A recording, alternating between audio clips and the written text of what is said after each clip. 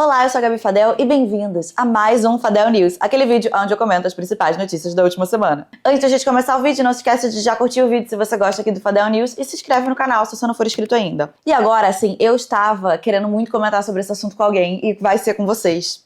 Porque eu não sei se vocês estão sabendo, mas o Jeff Bezos casou essa semana. Ele casou com a Lauren Sanches, que tem 54 anos, o Jeff Bezos tem 60. E eu fiquei até surpresa, assim, porque eu não sabia que ele ia casar, nem com quem, que, pô, não é uma diferença de idade bizarra. Assim, ninguém sabe exatamente quanto custou o casamento, tá? Mas é estimado que seja aí mais ou menos entre 20 a 30 milhões de dólares. Eles se casaram na Costa Amalfitana, que fica na Itália. Especificamente em Positano, que é uma vilazinha bem famosa, assim. Você sempre vê uma galera, uns gringos, tipo, do Instagram que vai lá. Inicialmente, esse casamento ele ia ser em Veneza. O Jeff Bezos chegou até a visitar lá pra ver, etc, né? A cidade, ver onde ia fazer o casamento, enfim. Mas rolou tanto protesto dos moradores de Veneza que eles não queriam que o casamento fosse lá, que eles desistiram. Eles tiveram que fazer o casamento em outro lugar na Itália. Porque qual que é a brisa, né? Veneza é uma das cidades que mais é afetada pelo aquecimento global, pelos níveis dos oceanos estarem subindo. Veneza afunda, sei lá quantos centímetros, não deve ser tantos centímetros, é tipo 1 ou 2 centímetros, uma coisa assim, por ano. E todo mundo fala, né, que vai ter uma hora que Veneza vai estar embaixo d'água. E não só isso, né, é uma cidade que é super explorada pelo turismo, e aí as pessoas usavam cartazes dizendo: Veneza não está à venda, fora Bezos, vá lançar foguete em outro lugar. Botaram uns bonecos que era do Jeff Bezos boiando nos canais de Veneza. E aí, né, como ficou torta de climão total, eles decidiram fazer o casamento em outro lugar. Casamento este que foi cafoníssimo. Muito cafona, assim, tudo muito feio. É a prova viva de que se ter dinheiro não te compra bom gosto. Vestido feio, decoração feia, tinha um carpete esquisito no casamento. Eu, com esse dinheiro, imagina se eu ia fazer um casamento feio desse, horroroso desse. Nossa senhora, inclusive eu faria um casamento lindo, maravilhoso, com muito menos dinheiro que isso, que é desnecessário gastar essa quantidade de dinheiro. Se não me engano, eu acho que foram 200 convidados. E aí eu vi, enquanto eu tava pesquisando sobre isso, um negócio que eu achei muito engraçado, uma menina falando assim, ó: cara, o que mais me surpreende é como eles não têm amigos, né? Porque de 200 convidados, eles chamaram as Kardashians. Assim, qual que é a relação do Jeff Bezos com as Kardashians? Até parece que eles são amigos. E não só isso, né? Mas a Kylie Jenner foi com um vestido prateado.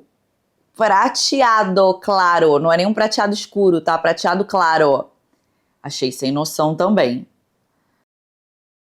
Essa semana, a Anitta também debutou o seu novo rosto. Ela tem um rosto novo agora. E, assim, pra mim foi um pouco chocante, eu confesso. Porque eu achei realmente que ela está irreconhecível. Se você pega a Anitta ali, né, do início da carreira, que foi quando, eu acho, 2000 e... Nossa, gente, eu não tenho a menor ideia. 2013, 12, sei lá, quando é que ela começou a carreira. E você olha pra ela agora, realmente, assim, não, ela mudou todos os traços dela. Porque agora ela fez um facelift, então o olho, o formato do olho, da sobrancelha mudou bastante. Ela mexeu no nariz de novo, mexeu um pouco na boca também.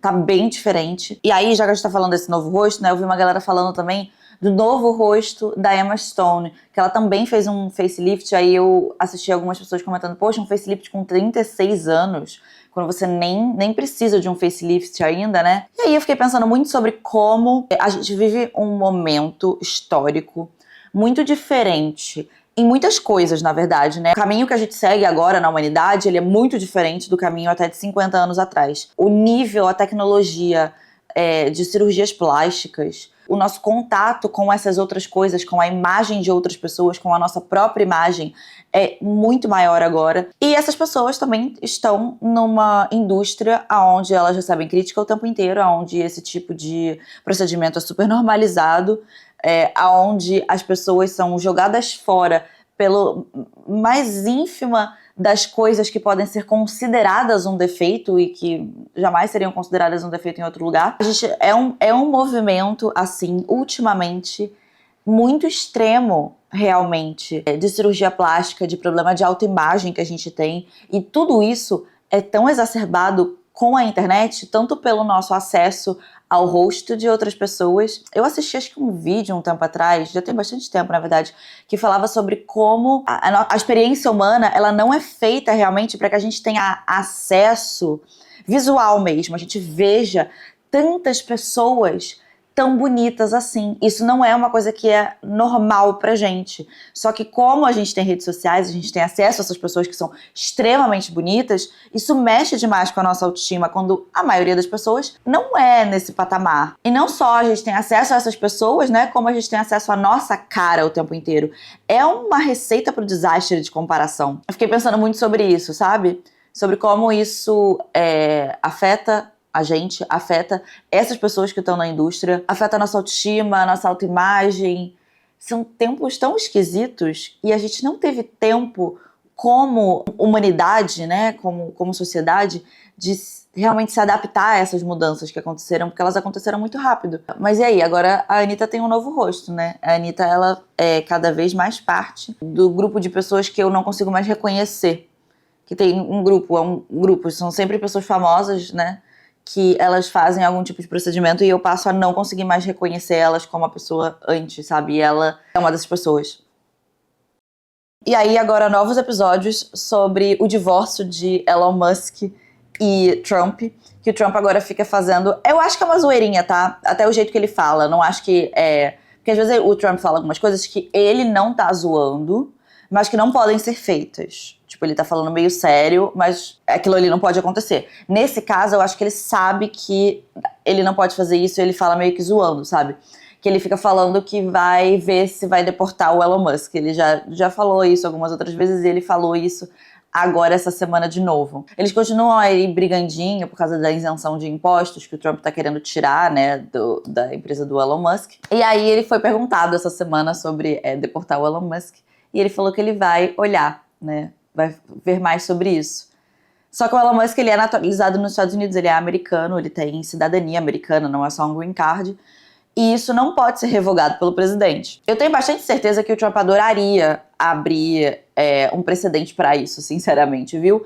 Porque o que ele tá fazendo nos Estados Unidos de deportações em massa, à torto e à direito, é surreal, isso continua acontecendo, continuam tendo protestos em Los Angeles contra isso. E assim, ele não consegue deportar o Elon Musk, mas eu tenho certeza que ele adoraria tentar. E eles continuam brigando como um casal divorciado.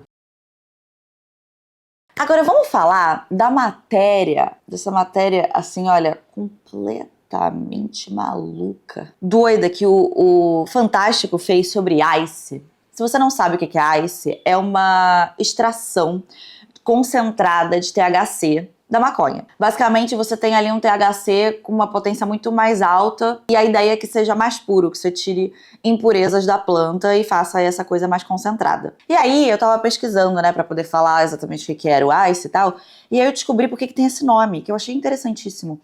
Porque eu imagino que, assim, hoje em dia talvez tenha outros jeitos de fazer esse processo de extração, mas um dos jeitos que você pode fazer esse processo de extração é com gelo seco.